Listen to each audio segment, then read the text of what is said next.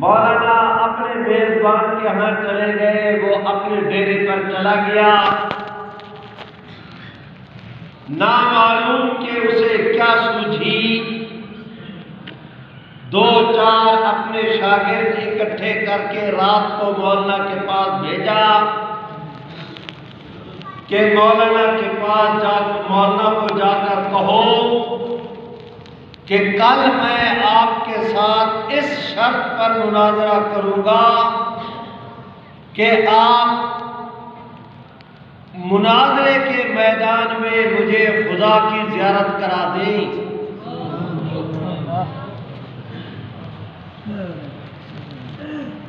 वो आदमी ये पैगाम लेकर आए। मौलाना ने उनके पैगाम को सुना, मेरी तरफ देखे, 1 मिनट के लिए आंखें बंद की, यूं करके अपने चेहरे पे हाथ फेरा, आसमान की तरफ देखा और फिर उनकी तरफ देख के कहा कि उसे कहो कि कल मैदान में आ जाए, ये शर्त भी उसकी पूरी करूंगा। मेरे भाइयों, उसके जितने शागिर्द थे, मुनाजिर, मुईन मुनाजिर, सदर इजलास, किताबें उठाने वाले शागिर्द, सारे बारे न्यारे उसे मुबारक दे रहे हैं कि आपने कमाल की ऐसी शर्त लगा दी कि कल बगैर मुनाजरे के मैदान आपके हाथ में रहेगा। भला कोई आदमी दुनिया में खुदा की भी ज़ियारत करा सकता है? ये होगा नहीं। बगैर मुनाजरे के मैदान आपके हाथ में, आप फातेह करार पाएंगे, मौलवी साहब को पूछेगा कोई नहीं। सारे उसे मुबारकबादें दे रहे हैं, तैयार कर रहे हैं। सुबह हुई, उसके जितने शागिर्द हैं अपनी जगह पर इतने खुश के जमीन पर उनका पाँव नहीं लगता, फिजाओं में ख्यालात उनके उड़ रहे हैं। तैयारी कराई कि आप हिम्मत करें, किताबें बांधे, मुनाजरे में चलते हैं। आगे से स्वामी दयानंद सरस्वती ने कह दिया कि मैं मुनाजरे में नहीं जाता। उन्होंने कहा, तेरा नाश जाए, क्या गज़ब कर रहा है? तूने शर्त ऐसी लगाई कि ये पूरी नहीं कर सकेंगे। बगैर मुनाजरे के मैदान तुम्हारे हाथ में, इतनी बड़ी फतह के लिए भी अगर तुम नहीं जाते तो हम सबको क्यों रुसवा करते हो? आगे से दयानंद ने जवाब के अंदर कहा कि तुम्हें मौलाना मोहम्मद कासिम नानोतवी का पता नहीं? सुभान अल्लाह, सुभान अल्लाह,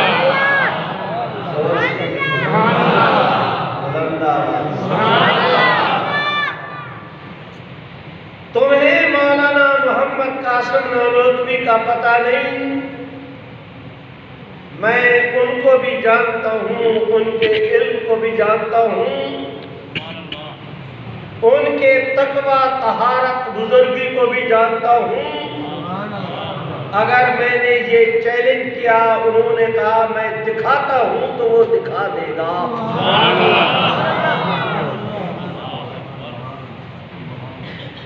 मेरे भाइयों, इन 2 बातों के बाद इक्का दुक्का कहीं पर कोई गुफ्तगू का मरहला आया तो मैं उससे इनकार नहीं करता, वरना इस द्वेष मनश बंदे खुदा फरिश्ता सीरत इंसान ने अल्लाह रब्बुल इज्जत की इमदाद और इआनत के साथ इन 2 बयानात के बाद उन्होंने पूरे इस खित्ते से कुफ्र का बिस्तरा खोल कर दिया। मेरे भाइयों, मैं इस वक्त मेरा ये दावा नहीं कि वो आता कहता तो मौलाना दिखा देते। मैं ये भी नहीं कह रहा, मैं ये भी नहीं कह रहा कि दुनिया में कोई खुदा की ज़ियारत करा सकता है या नहीं। मैं ये भी बहस नहीं कर रहा कि मूसा अलैहिस्सलाम ने क्या मांगा था, जवाब क्या मिला, आज ये कहता जवाब क्या मिलता, मेरा ये भी बहस नहीं। मैं सिर्फ ही इतना अर्ज कर रहा हूँ कि आप हज़रात के जामिया खैरुल उलूम का मादर इल्मी दारुल उलूम देवबंद है और दारुल उलूम देवबंद के बानी मौलाना मोहम्मद कासिम नानोतवी थे और उनके मुताल्लिक दुश्मन की राय ये थी कि जो कहेगा खुदा कर देगा। मेरे भाइयों, मुझे इजाजत दो कि मैं आगे चलने से पहले एक बात और अर्ज कर दूं। मेरे वाजिबुल एहतराम दोस्तों,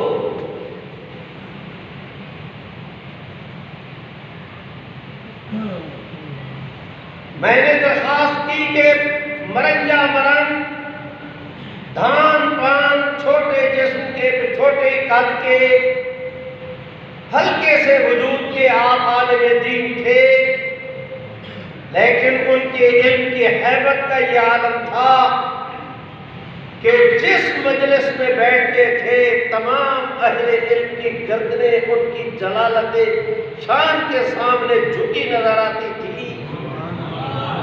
जहां जाते थे उनके इल्म का सिक्का होता था, जहां पर जाते थे उलमा मशाइख में उन्हें सदरे नशी का मकाम मिलता। एक दफा राफ़ियों ने मिलकर फैसला किया कि मौलाना जहां पर जाते हैं इनकी वाहवाह होती है, इनके साथ कोई ऐसा मजाक किया जाए कि जिससे इनकी ऐसी सुबकी हो जाए, बेइज्जती, कि उसके बाद फिर ये किसी मजलिस में मुंह दिखाने के काबिल न रहे। तय ये किया, आवारा औबाश नौजवानों ने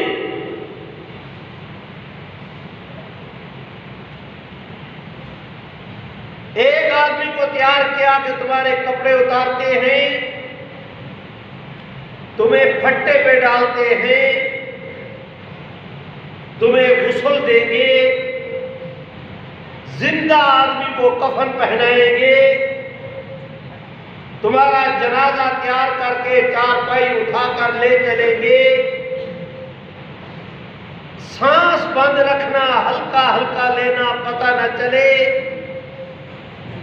हम मौलाना मोहम्मद कासिम नानोतवी से कहेंगे कि हजरत आए जनाजा पढ़ा दें।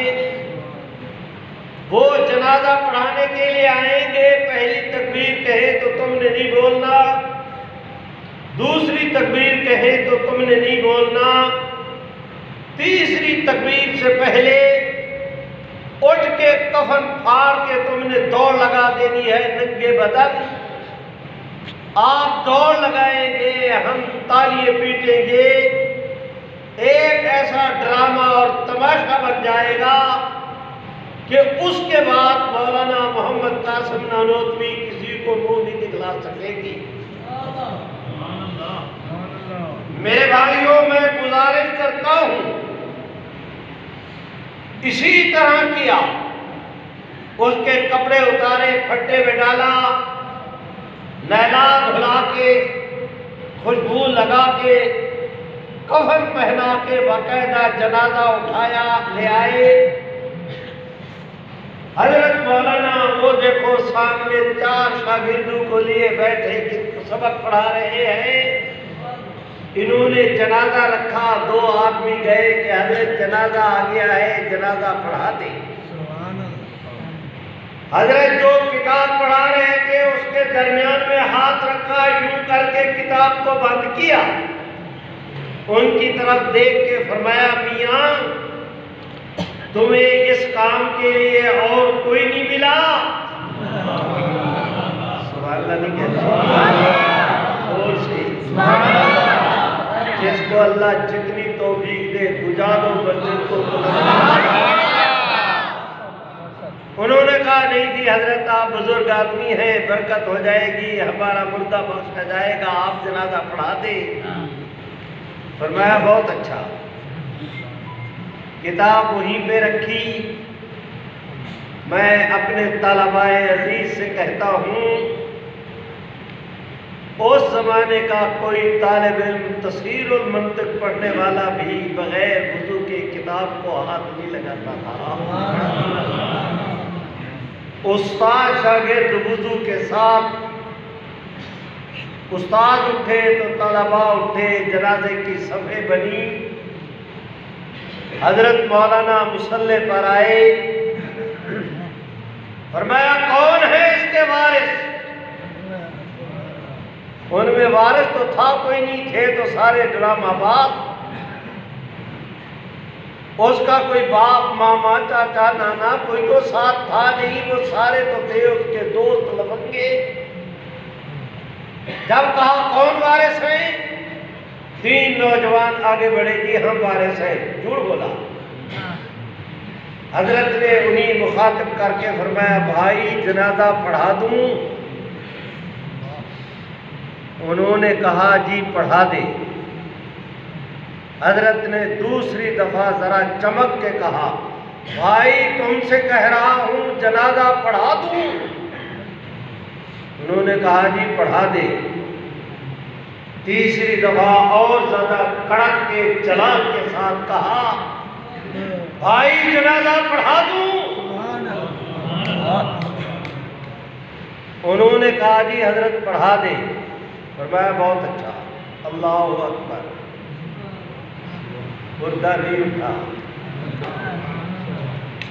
दूसरी तकबीर, मुर्दा नहीं उठा। तीसरी तकबीर, मुर्दा नहीं उठा। चौथी तकबीर, मुर्दा नहीं उठा। 5वीं तकबीर, परेशान ना होना मैं हाल करता हूँ, मुर्दा फिर भी नहीं उठा। ये जो जनाजा पढ़ने वाले थे ड्रामाबाज, जनाजा थोड़ा पढ़ रहे थे, वो तो मजाक कर रहे थे आपस में, एक दूसरे को कोहनी मार के खुसर खुसर करते हैं। क्या हो गया? खुश होया हुआ है, क्या हो गया इसे? वो एक और भी तकबीर होगी, कोई एक और भी होगी, वो कर रही है। लेकिन वो कुछ कर नहीं सकते इसलिए कि सभे बांधे खड़े थे। अब हजरत ने सलाम फेरा, इनकी गोया लगाम खुली, इन्होंने दौड़ लगाई, जनाजे के पास आए।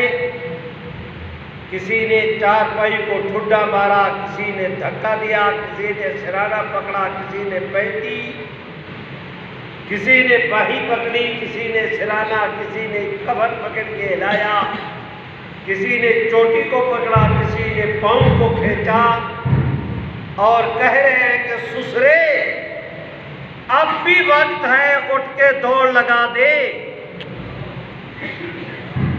हजरत मौलाना मोहम्मद कासिम नानोतवी जूती भी पहन रहे हैं, मुसल्ले से पीछे भी हट रहे हैं और मुस्करा के फरमा रहे हैं कि मियाँ ये अब उस दिन उठेगा जिस दिन सारे उठेंगे।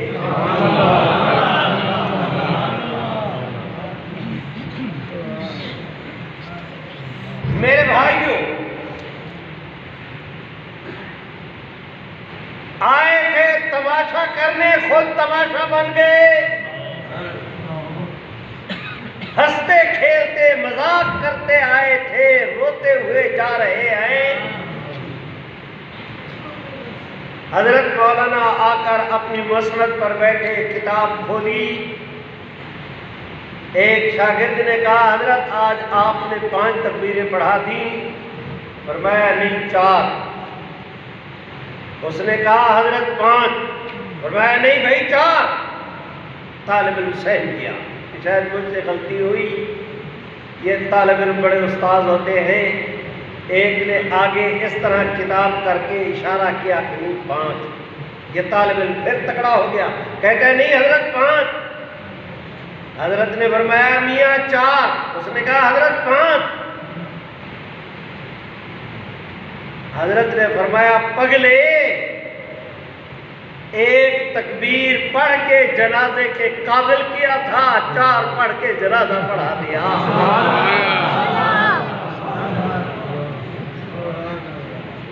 मेरे भाइयों आए हो तो मैं एक बात और भी अर्ज किए देता हूं।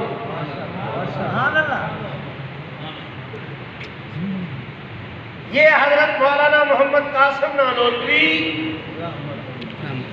मौलाना रशीद अहमद गंगोही, मौलाना मोहम्मद याकूब नानोतवी, हजरत हाफिज मोहम्मद जामिन, ये सारे मुरीद थे हजरत हाजी इमदादुल्लाह मुहाजिर मक्की की।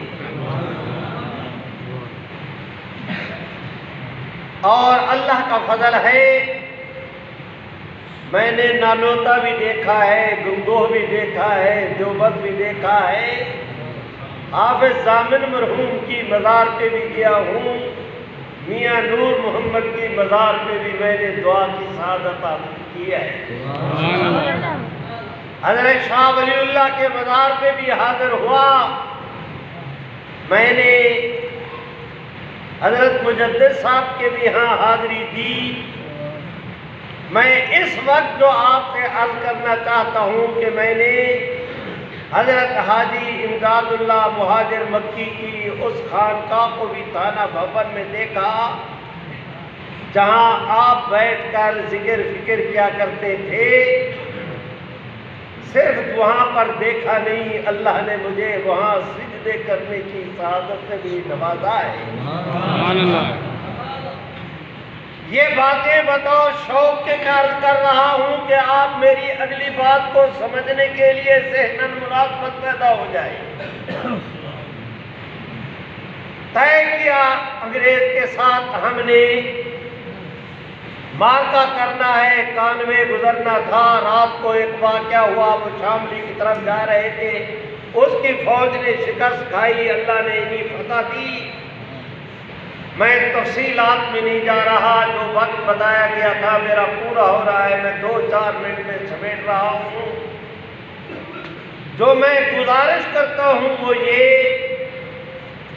कि हजरत मौलाना रशीद अहमद गंगोही, मौलाना मोहम्मद कासिम नानोतवी, हजरत हाफिज जामिन साहब तो शहीद हो गए, मौलाना मोहम्मद कासिम नानोतवी, हजरत गंगोही, हजरत हाजी साहब के वारंट जारी हुए। हाजी साहब के अंग्रेज ने वारंट जारी किए। हाजी साहब ने हिजरत के इरादे से सफर का आगाज किया। करीब में एक गांव है पंजलासा, वहाँ के नवाब अब्दुल्ला थे, वो हजरत हाजी साहब के मुरीद। आप चुपके से उसके घर गए, उसने डेरे पर हजरत को ठहराया। हजरत अभी जाकर बैठे थे, 10-15 मिनट नहीं गुजरे, नवाब अब्दुल्ला ने घोड़े पार रखे थे, गाय भैंस उनके खूब जानवर, चारा काटने की मशीन, तूड़ी के कमरे भरे हुए। हाजी साहब ने बैठे बैठे नवाब साहब से कहा, नवाब साहब इस कमरा में क्या है? उन्होंने कहा जी यहाँ तूड़ी रखी है, मशीन, चारा काटने वाली मशीन और तूड़ी है। फरमाया उसमें कोई खाली जगह हो तो मुसल्ला बिछा दो। हजरत उसने मुसल्ला बिछाया। हजरत ने फरमाया लोटा पानी का भी रख दो। वो पानी का लोटा आया, हजरत कमरे में चले गए। फरमाया पानी का लोटा यहाँ रख दो, दरवाज़ा बंद करो, तुम चले जाओ। नवाब अब्दुल्ला कुंडी लगाकर अभी फारिग नहीं हुआ था कि किसी ने मेन गेट खड़का दिया। ये दौड़कर वहां गया। अब जाकर देखा तो आगे अंग्रेज एसपी, उसकी पुलिस, गार्ड। नवाब अब्दुल्ला कहते हैं कि मैंने देखा मेरे जिस्म में कपकपी की कैफियत, मेरी बोटी बोटी कांपने लगी, खुदाबंदा हाजी साहब का पता चल गया, इन पर तो बगावत का केस है, मेरे ऊपर भी चलेगा, मेरे बच्चे दर बदर की ठोकरें खाएंगे, मेरी जायदाद जब्त हो जाएगी, बगावत में मैं लटका दिया जाऊंगा। और इससे कहीं ज्यादा कि मेरा शेख भी आज मेरे घर से गिरफ्तार होगा। शेख गिरफ्तार हो तो दीन का नुकसान, जायदाद जाए तो दुनिया का नुकसान। ये क्या अचानक मेरे ऊपर आफत पड़ी। वो बेचारा लरसा तरसा, इतने में उस अंग्रेज अफसर ने कहा कि हाजी साहब, नवाब साहब, सुना है आपके यहाँ अच्छी नस्ल के घोड़े हैं, वो हम देखना चाहते हैं। नवाब साहब ने घोड़े दिखलाने शुरू किए, ये देख, वो देख, इधर को उधर को, ये गाय है, ये भैंस है, ये घोड़े हैं, ये ऊंट है। जानवर देखते देखते वो अंग्रेज अफसर उसी कमरे की तरफ आ रहा है जिस कमरे में हाजी साहब हैं। नवाब साहब का कहना यह है कि अंग्रेज अफसर का जो कदम कमरे की तरफ बढ़ता था, तू मौत मेरे करीब हो रही थी। अंग्रेज अफसर गया, उसने जाते ही कुंडी को हाथ लगाया, कुंडी खोली, मारा ठुड्डा, दरवाजा खुला। अब आगे देखा, सुभान अल्लाह, तो सुभान अल्लाह, और से नहीं, और मुसल्ला मौजूद है, किसी ने वुजू भी किया है, पानी की जगह भी अभी गीली है, लेकिन आदमी कोई नहीं। नवाब अब्दुल्ला कहते हैं कि अब तो मैं शेर हो गया। अंग्रेज ने कहा कि जी नवाब साहब, आपके बहुत अच्छी नस्ल के घोड़े हैं, आप बड़े जिम्मेदार हैं, आपका बहुत अच्छा इंतजाम, सफाई सुथराई, लेकिन हमें घोड़ा पसंद कोई नहीं आया। अगली दफा फिर देखेंगे, नया बजट आ जाए, जरूरत होएगी तो कभी फिर विजिट करेंगे, चाह में इजाजत हो गई। अब नवाब साहब कहते हैं मैं उनके साथ गया, उनको दरवाजा पार कराया, दरवाजा बंद किया, कुंडी लगाई। पहले था कि अगर हजरत हाजी साहब हुए तो क्या होगा। अब अंदेशा कि मैं खुद बिठा कर गया था, गए तो गए कहां। नहीं कहते, दौड़ के कहते हैं मैं कमरे की तरफ आया, मैं दरवाजे पे पहुंचा, मैंने अंदर झांक के देखा, हजरत मुसल्ले पर बैठे हैं, दाएं तरफ सलाम फेर चुके हैं, बाएं तरफ सलाम फेर। मैंने अंदर कदम रखा, हजरत ने सलाम फेरा, नमाज से फारिग हुए। कहते मुझसे रहा न गया। मैंने कहा हजरत अंग्रेज आए थे। हजरत ने फरमाया हाँ आए थे। हजरत आप कहाँ थे? फरमाया यही था। हजरत आप नजर नहीं आए? फरमाया अगर मेरा अल्लाह अंग्रेज को अंधा कर दे तो इसमें इमदादुल्लाह का क्या कसूर है? सुभान अल्लाह। हजरत गंगोही, हजरत नानोतवी के भी वाक़यात हैं, लेकिन मैं इस मौजू को नहीं छेड़ता और इस सूफी से कहता हूँ कि आराम से बैठो, मुझे पता है कि मेरा वक्त खत्म हो गया है।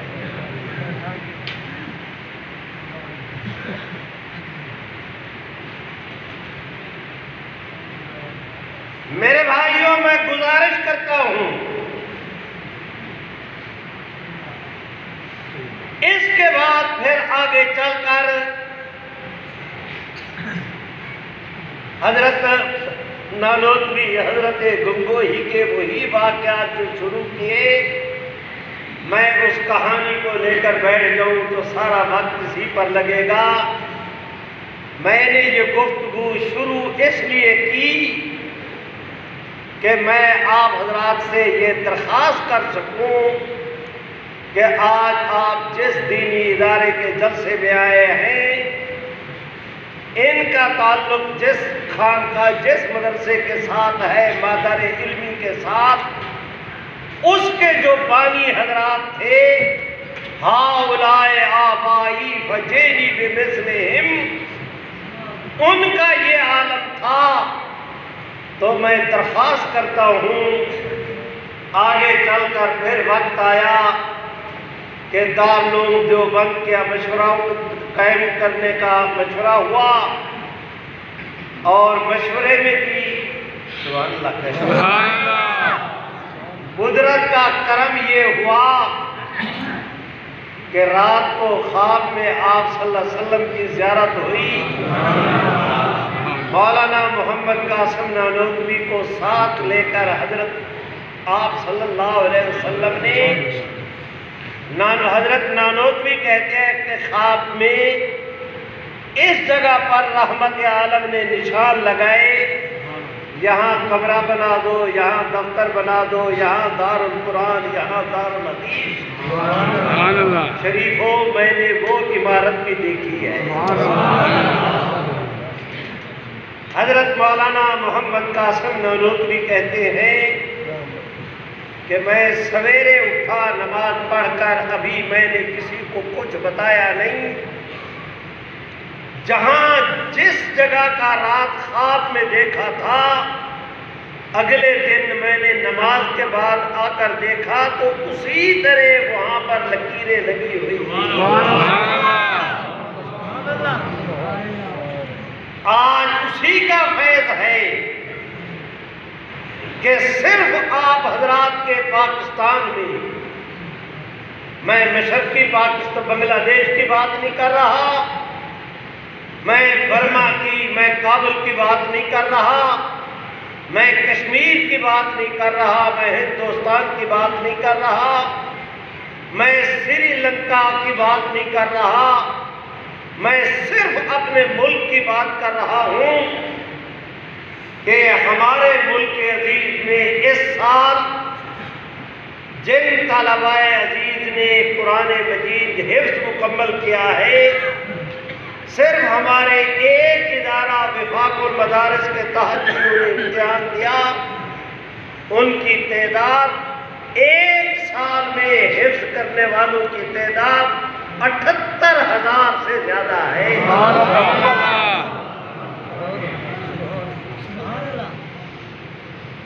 मेरे भाइयों, मैं गुजारिश करता हूँ, आप दोस्तों ने मुझ मिस्कीन की इस टूटी फूटी बेरब्त सी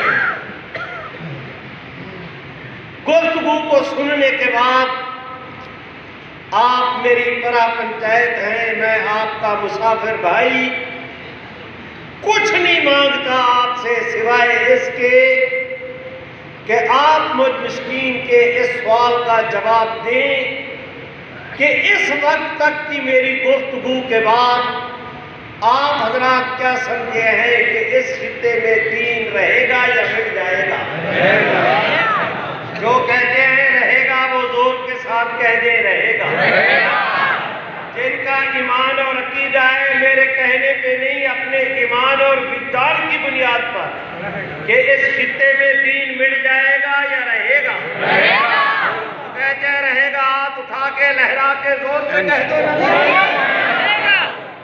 सुनो, आपका हमारा मुल्क अजीज पाकिस्तान बने 74 साल हो गए, कौन सदी। इस कौन सदी में 2 बदतरीन हुकूमतें आई हैं। एक जनरल याहिया खान की,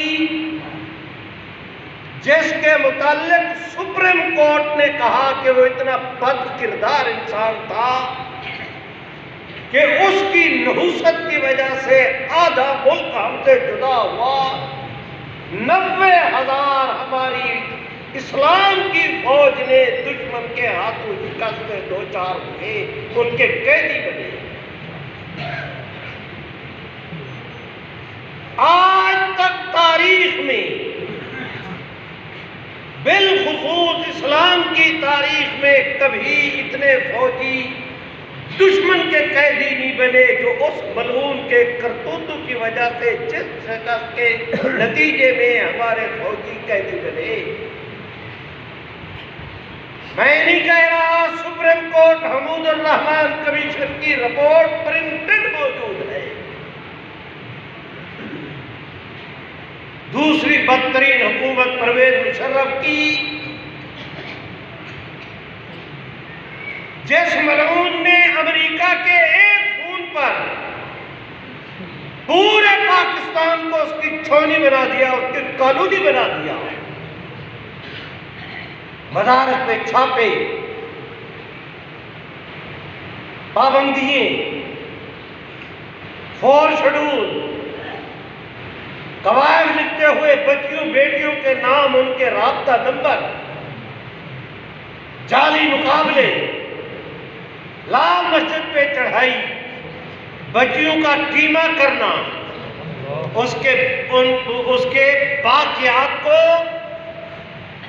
केमिकल के जरिए